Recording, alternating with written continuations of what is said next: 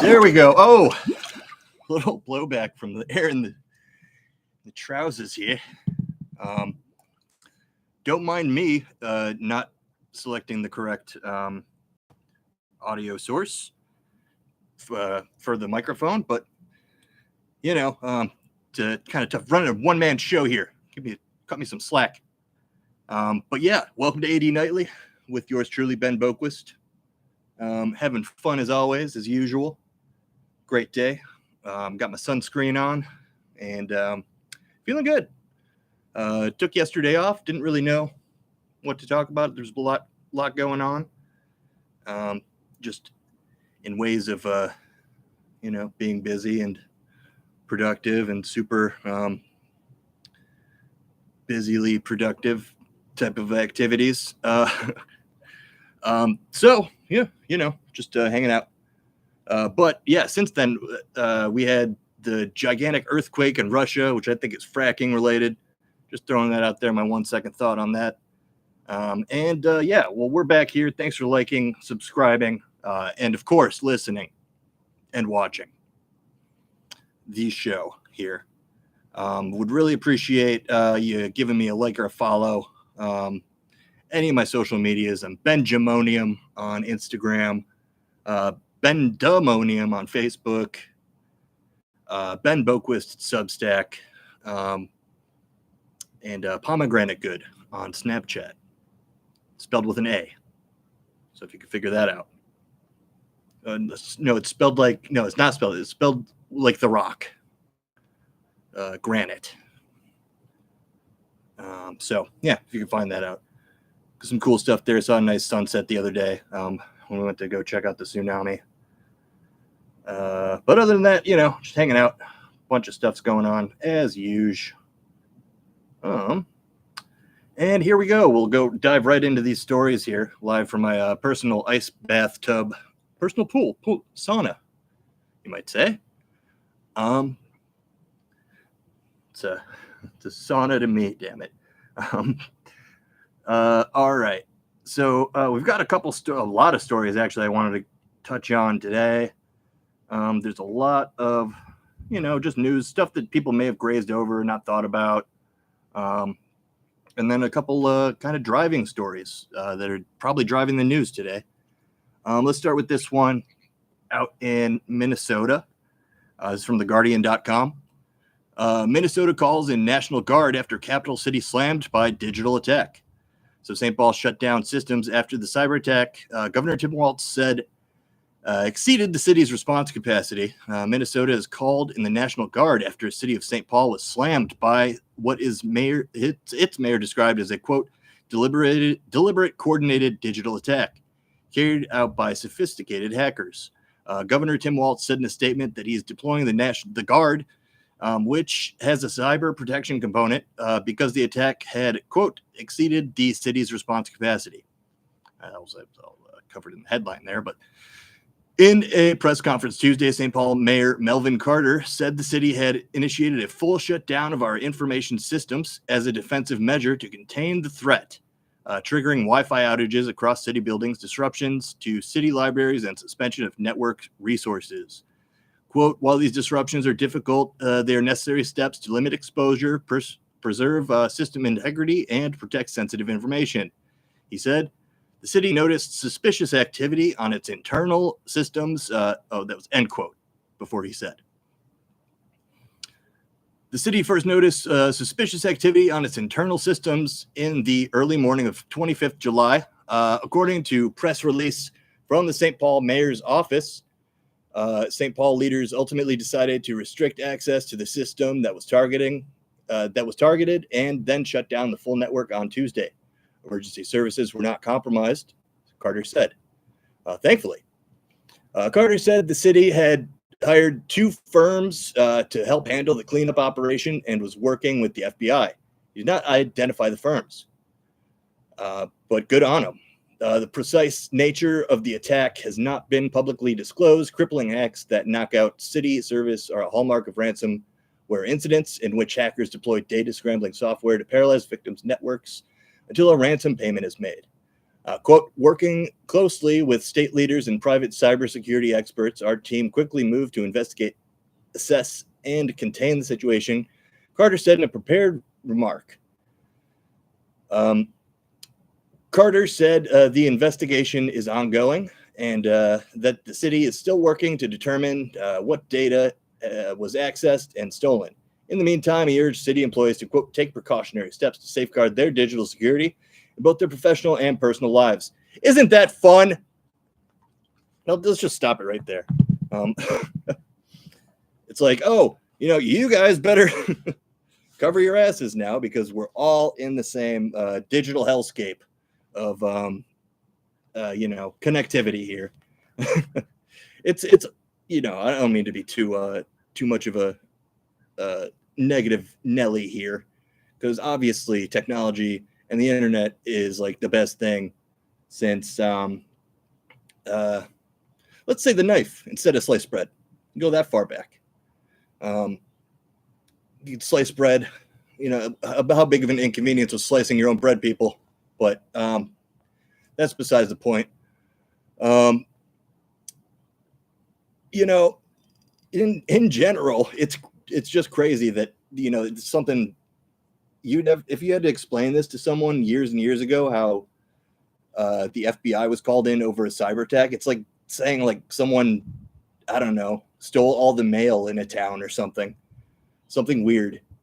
Like someone robbed the Pony Express halfway between whatever and wherever.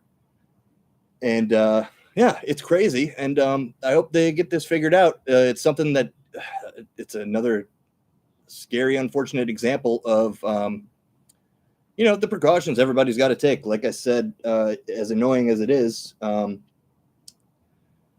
And the most annoying thing is how, a lot of these people have the means to protect themselves, i.e. other people, tech people who know what's going on, the funds to pay somebody to figure out the tech stuff that is going on, and all that kind of stuff. So it's really just another echelon of class warfare. So, I'm just saying what I feel. Call me what you will. But yeah, so keep your eyes on that. Make sure, you're just not freaking out too much about, the connectivity and all that stuff. But, just if you can, get all that figured out, protect yourselves, and yeah, hopefully everything gets figured out. It's like kind of awesome that nothing, as far as the systems of the emergency systems was affected. So that's great. Yeah.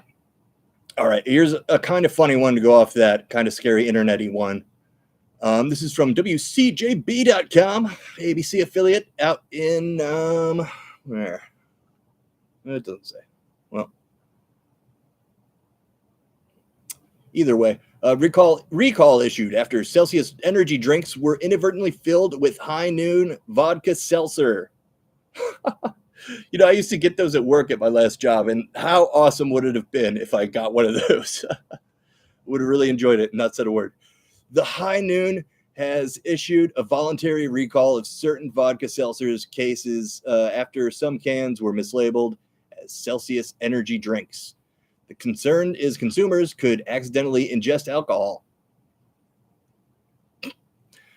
The Food and Drug Administration said 12-pack cases of High Noon's Beach variety shipped from July 21st to 23rd contained cans of its vodka-based seltzer that were mislabeled as Celsius Astro Vibes Sparkling Blue Raz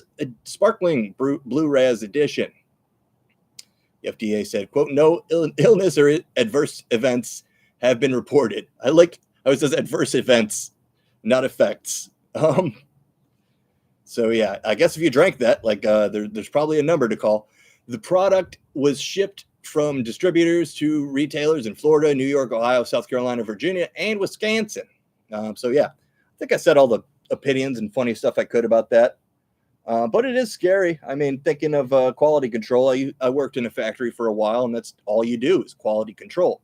There's someone that should be looking and watching that. and they weren't. So this is what happens. It sucks for that company. And it's awesome for those consumers, I guess. Depending. That could be a dangerous thing that happened. So a good story that no adverse events happened.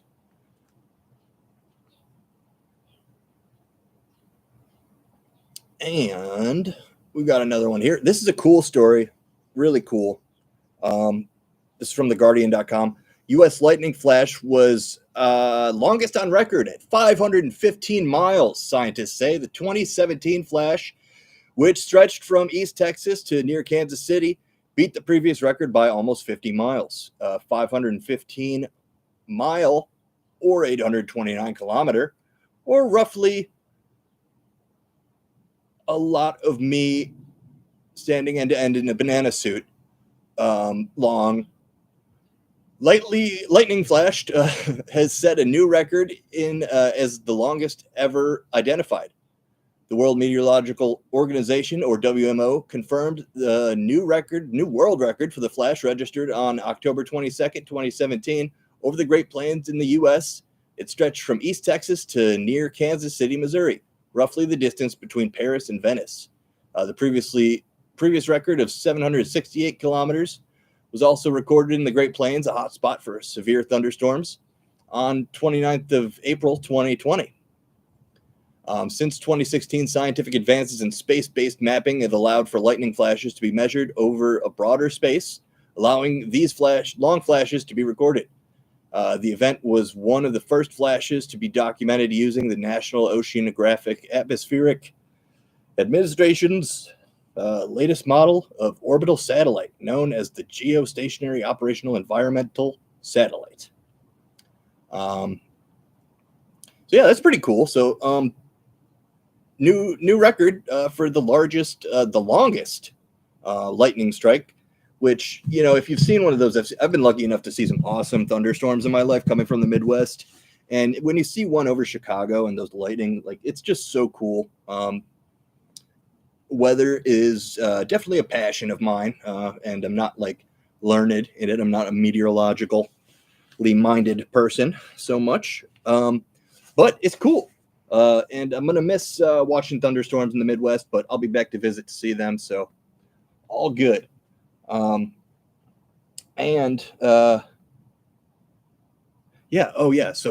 my train ride, I slept in the observation cart and saw a really nice long thunderstorm and lightning strikes in the Great Plains. So that was pretty cool too. So awesome.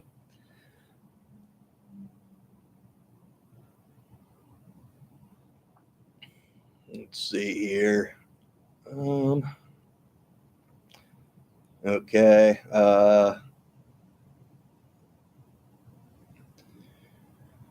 Here's one from apnews.com. A trophy hunter killed a lion in Zimbabwe that was part of a research project, sparking anger. The killing of collared lion involved a research project in Zimbabwe by a trophy hunter has been condemned by wildlife groups, echoing the infamous case of the lion called Cecil, whose death at the hands of American tourists in the same country a decade ago was met with international outrage. The latest lion, known as Blondie, was part of the Oxford University study and wore a research collar sponsored by Africa Geographic, a safari company. Africa Geographic said Blondie was killed by a hunter in June close to the country's flagship Hwange National Park after being lured out of a protected area and into nearby hunting zone with the use of bait. Read the rest of that story at apnews.com. Of course, the hunting side says they didn't do those things. And, it was all above board and super cool that they did this. But yeah, it's just not. And I'm not 100% against hunting. If it's for, feeding yourself or your family, even, invasive species, things like that. There can be, cases made. Where it's not, the worst thing. I'm not an activist about it, but I don't like it. It's kind of shitty. It sucks that they would do that. And fuck it. It's terrible. I hope that they could just stop, at least just speak some sense into people about what they're doing. A lot of it's just really gross flexing. It's just an ego trip, really, what it is, trophy hunting at the end of the day. It's a disruption of the food chain by the way of egotistical, gun ownership, I guess.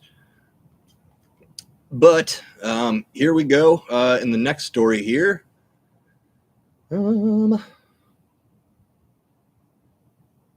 Yeah, okay, we'll go to this one here. This is a super sad story. And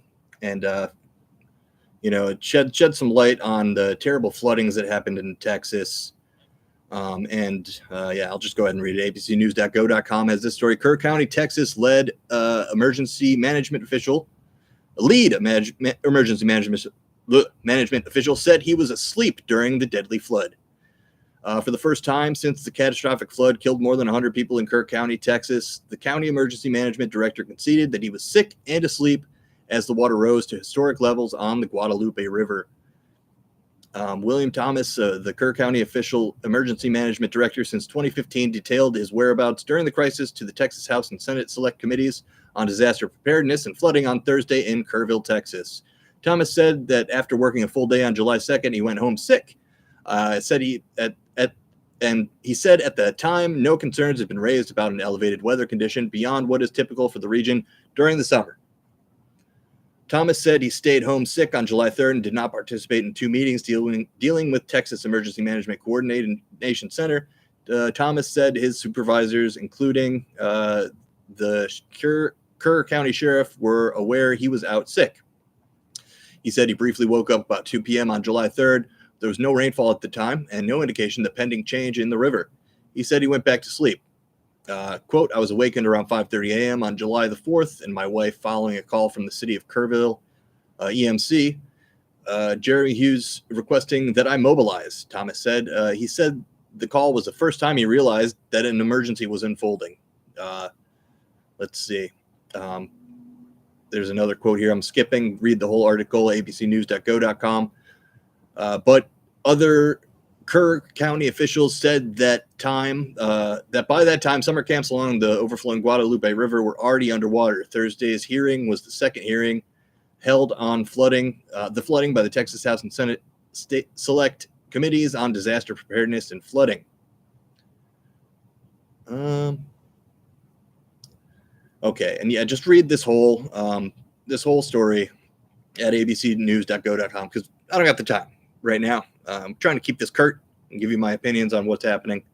And yeah, obviously that's some oversight was not overseen with this. And personally, I don't think you could put it all on this one guy.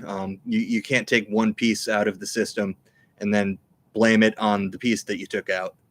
It's just not cool. And not a good way to, have a team or an emergency department, especially. So, and the guy was so sick that he was asleep he woke up at 2 p.m. That's crazy. I would like to know what he had. It's terrible. Obviously you wish a better job was done, but I'm not going to scapegoat this guy. Maybe he deserves it. Read the whole article. Maybe that's what the whole oversight committee is for. Not my job, but personally with the facts that I have, it's a terrible, terrible coincidence that this coincided. Obviously, we all know just how bad that flood was. Apparently, there was a 35-foot wall of water that came down the Guadalupe River. Just insane to imagine that. Scary and tragic, very tragic. Just the biggest drowning death thing in Texas, at least for, I think, maybe ever. Like so many of these tragedies, is just another example of how to do better and not let this happen. There's been so much talk about FEMA and cutting their funds and all that. So you got to think maybe that had something to do with it. There's a lot of news and articles about that since that's happened. Go check out those the awesome journalist sources that have talked about that. I know TYT talked about it. I'm sure Philip DeFranco touched on it as well. Just really find your news that you trust, and hopefully They're not being biased and keeping facts from you. And so that's that story. Terrible. Dude was asleep and sick. No bueno.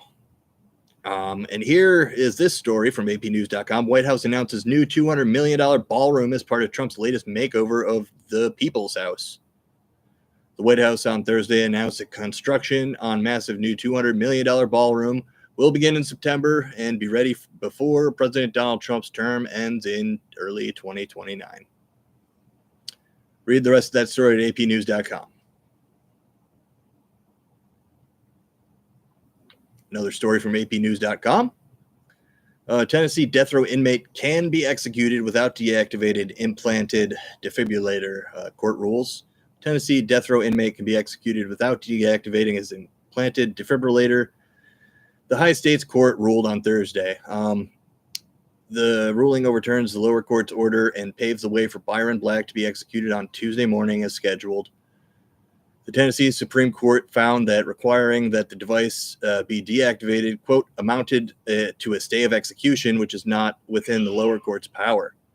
At issue is how Black's heart-regulated device will perform when the state attempts to execute him with a lethal injection from a barbiturate pentobarbital.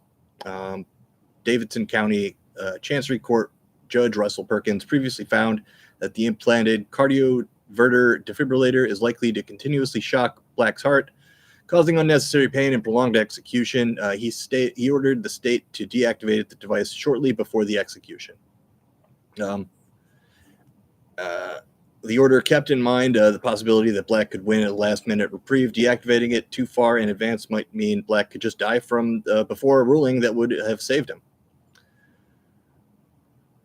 Lawyers for the Tennessee Attorney General's office at first said they would need to transport Black to Nashville General Hospital for deactivation because the doctors there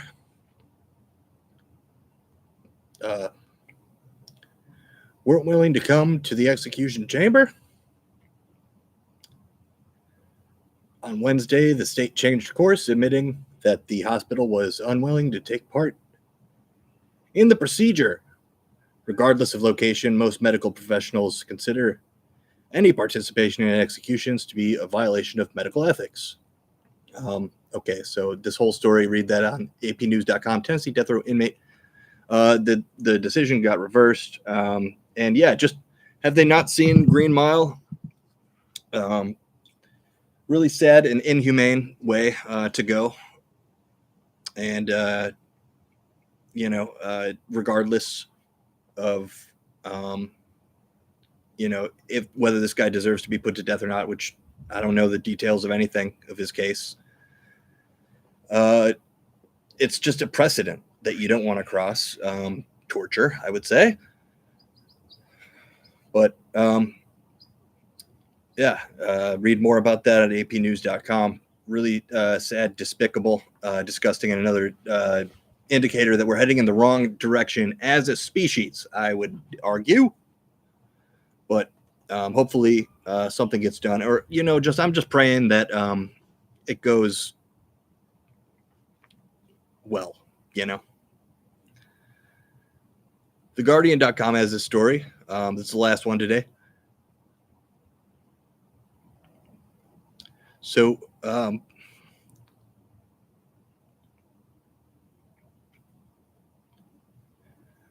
so France is under pressure to stop $9.7 million of USAID contraceptives from being destroyed. The French government has said it is closely monitoring the U.S. plan to destroy millions of dollars of contraceptives stocked in Europe after an outage from French feminists, rights group, and family planning organizations at what they called a wasteful attack on women's rights. The Guardian reported this month that Donald Trump's administration planned to destroy $9.7 million worth of contraceptives that are believed to be in a warehouse in Belgium, but may be moved to France for incineration. They're mostly long-acting contraceptives such as IUDs, birth control implants, and had been bought under public health programs run by U.S. Agency for International Development, and were probably intended for women in Africa. The U.S. State Department spokesperson told Agents France Press this week that, quote, a preliminary decision was made to destroy certain birth control products from terminated Biden-era USAID contracts. So, okay. My opinion, it's basically like walking up to a homeless guy and saying, hey, do you want this milkshake? And then throwing it on the ground right in front, or maybe in his face, and then slapping him with your penis. That's what that's like. So this is the show. Take care of yourself, practice safe sex, and procreate if you want to do that. And then watch those little fuckers though. Because parenting is tough. It's the toughest job, they say. So love and respect to everybody out there. Thanks for listening and watching AD Nightly. Please subscribe. Please like. Please just subscribe to my Substack and buy me a coffee. Or you don't have to, though. It is free. So I don't want to seem like I'm begging here. But, would be nice. Been doing this for a while. I think I have some okay content on there. And some fun stuff. If you pay, I think the lowest is like $5. You could read my my short story, Zed the Zebra, the Escaped Zebra, the Untying Zebra. A little bit more personal kind of anecdotes from me there. Again, just thanks for being listening, watching, and happy Thursday going into Friday. TGI that it is. TGTIF,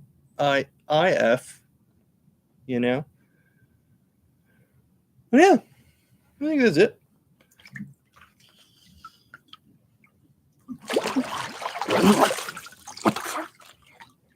I guess